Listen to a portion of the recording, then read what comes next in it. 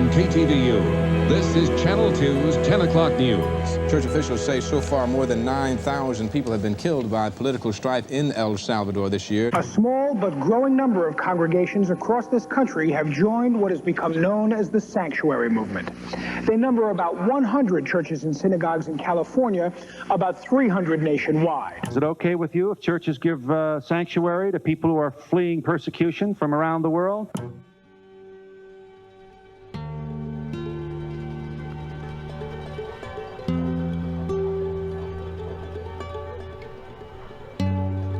Sanctuary provided the opportunity for faith communities to grapple with fundamental questions. Does our faith require us to protect refugees whose lives are threatened? In 1982, Southside Presbyterian Church became one of the first congregations to declare itself a sanctuary for Central American refugees.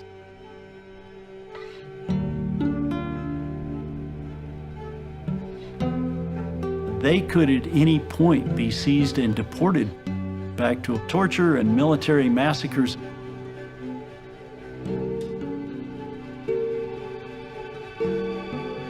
The whole history of our sacred texts says, care for the marginalized, the poor, the oppressed, and the alien.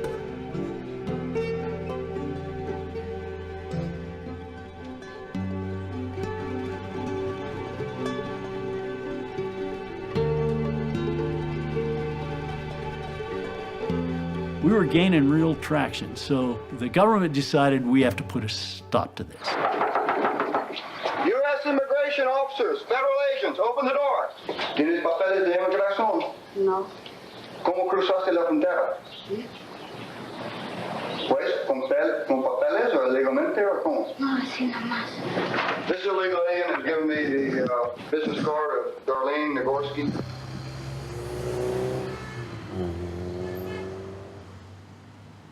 My mother said to me, well, why does it have to be you?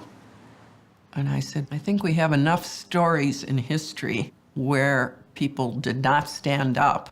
If enough people say no, it can make a difference.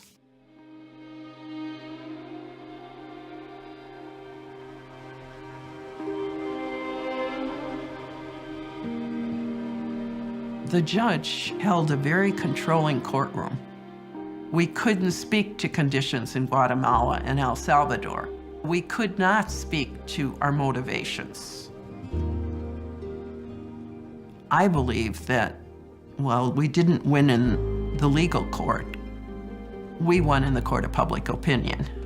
The number of sanctuary churches only grew. Our supporters only grew. Back in the 1980s, it was refugees facing deportation to death squads and torture and massacres. This time, the context is different.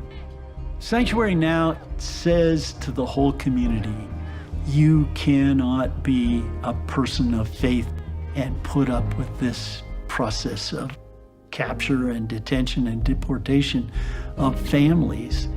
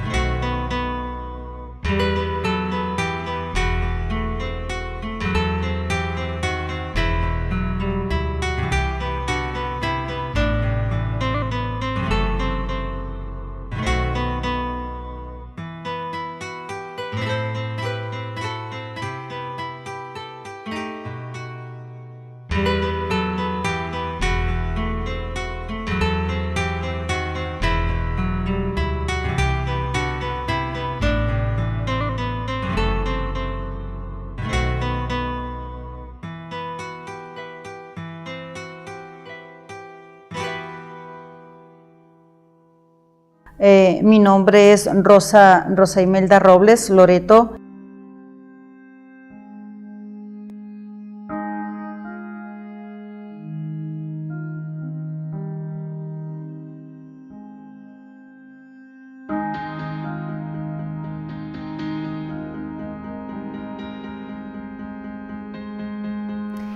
After 461 days, Rosa Robles Loreto is safely leaving sanctuary to return to life as normal here in the borderlands of Arizona. She came to us on August 7th of 2014 with a final order of deportation. And after advocacy, after prayer, after phone calls, faxes, emails, after trips to DC, after prayer and a lot of prayer, we've reached an agreement with the government, and we have been assured that she can safely leave to return to her life. Ay, la noticia cuando me la dieron no lo podía creer. Llegué a mi cuarto donde yo me quedo y me quedé sentada viendo el cuarto, ¿no? Y pensar que ya voy a salir y da un cierto miedo, me da, pero feliz estoy por llegar a mi casa, ¿no? It's hard to describe. It is that it's just joy. It's just absolute elation that we've arrived at this place of having our prayers answered. I feel like this must have been how the persistent widow was when she was knocking on the door of the unjust judge. When he finally opened that door and said, "Yes, I will rule in your favor," the joy that she must have had in her heart is the joy that we have in our hearts. Anoche estaba recordando mi cama, estaba mi baño, mis sillones, o sea, el llegar, qué es lo que voy a hacer, ¿no? Pero no lo puedo creer, todavía yo no creo el estar en mi casa, ¿no? Pero voy a estar feliz con mi familia, gracias a Dios, y volver a disfrutar de mi hogar. I think the first thing that Rose is going to do when she leaves here is go to a Little League game and cheer her boys on. You know, Sanctuary has been all about keeping this family together so that she could literally and metaphorically be there to cheer her kids on in life, whether it's in school, in their careers as they get older, or whether it's on the baseball diamond. That's her deepest joy, to cheer them on, to encourage them.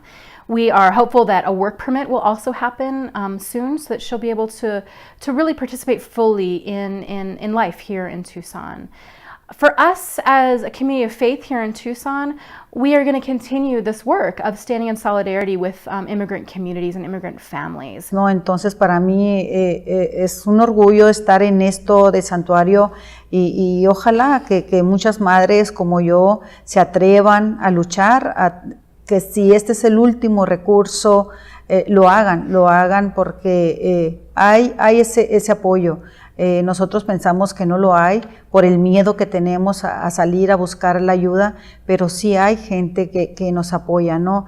Que miles de madres, yo sé que miles de madres como yo están en la misma situación, día a día son deportadas por el miedo a no hablar, a no pedir esa ayuda.